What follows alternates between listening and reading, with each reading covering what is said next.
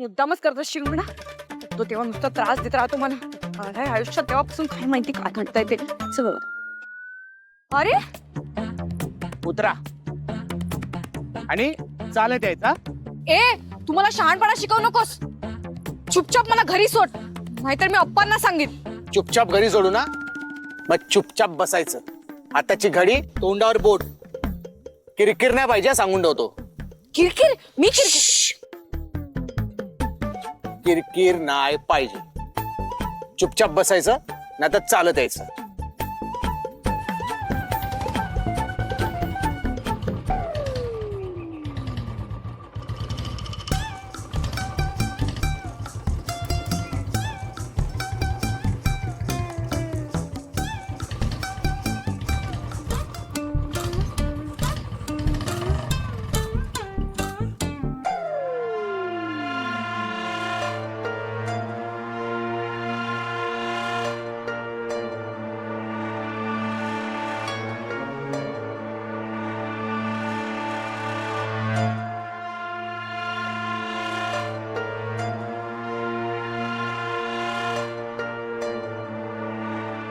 यो तुम्ही शिवाला तरी फोन करून बघा.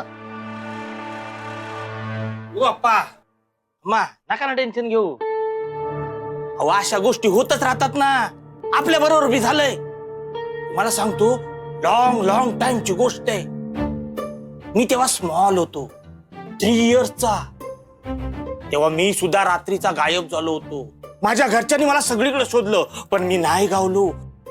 संपूर्ण एरिया पिंजून काढला, पण आपण नाही गावलो. तुम्हाला सांगतो दुसऱ्या दिवशी कोंबडा हरवला तेव्हा आपण हरवलो. मा आपण रात्रभर गावलो नाही म्हणजे कुठे होतो सांगा? कुठे होत? नाही तुम्ही सांगा कुठे होतो. मामा मी सांगतो ना. पा आपण आहे ना आपल्या घराच्या फ्रीज मध्ये होतो.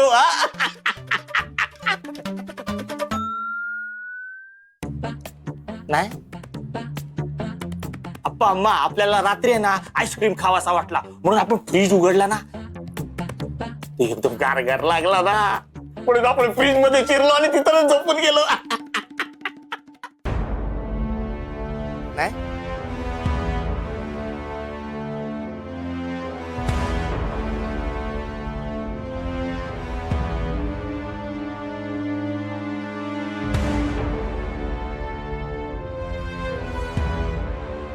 हो अप्पा नका ना टेन्शन घेऊ. आपण म्हटलं ना शिवा गेलाय ना तुमच्या लेकीला आणायला, तिला तो घेऊनच येणार.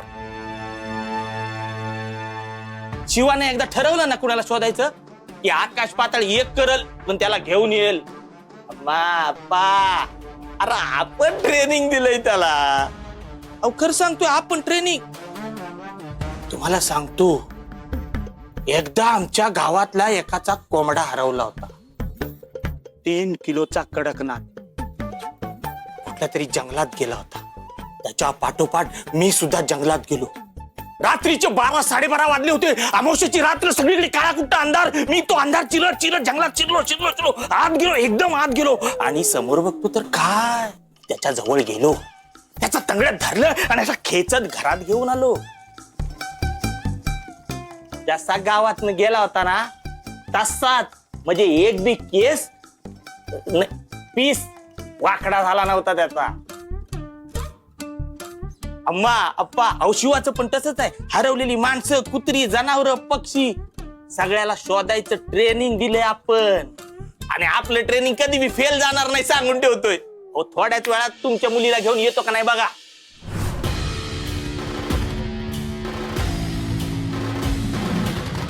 बघितलं का? आला का नाही? सत्यवाचा बोले वस्तरा आला आला तुमच्या लेकीला घेऊन आला बघा. अहो आपण बोललो ना आपली ट्रेनिंग आहे तशी. शक्ती कुठे होतीस तू? आमचा जीव वर खाली झाला होता बघ. कशी आहेस तू? तुला काही झालं नाही ना? अम्मा अगं तू काळजी करू नकोस, मला काहीही झालं नाहीये. मी सुखरूप घरी परत आले. अगं पण एवढ्या रात्री कुठे गेली होतीस? निदान आम्हाला उठवायचं तरी होतं.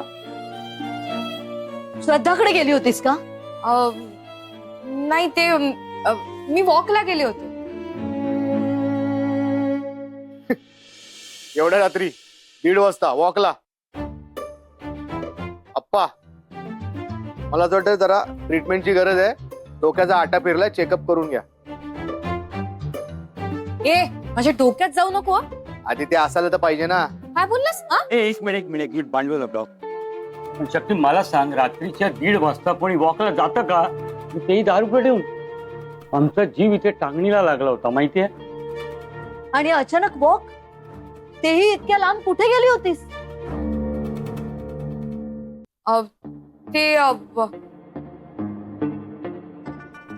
ते मला ना ऍसिडिटी झाली होती. चालता चालता तंद्रीत कुठे लांब निघून गेले ते लक्षात नाही राहिलं माझ्या. अगं रात्री अपरात्री वॉकला गेली होतीस, तुला काय झालं असतं मग? नाही झालं काही. ते ठीक झालं. चल आज चल. हो. थांब शक्ती, तुझ्या गालावर कसल्या तरी खुणा दिसतात बोटांसारख्या. तुला कोणी मारलं की काय?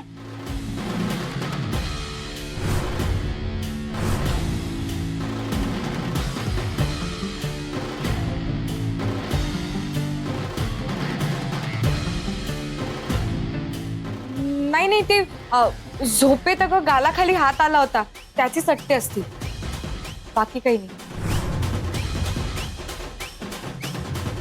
आणि तसंही अम्मा, मला मारायची कोणाची एवढी बिशात?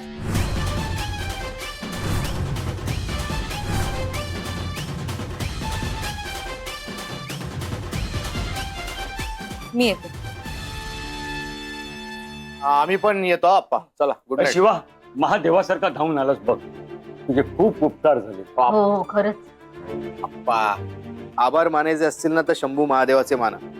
अहो, त्यानेच मार्ग दाखवला म्हणून मी पोहोचलो तुमच्या मुलीपर्यंत. जिथे जिथे कोणाला मदतीची गरज लागते ना, माझा शंभू महादेव मला तिथे पाठवतो.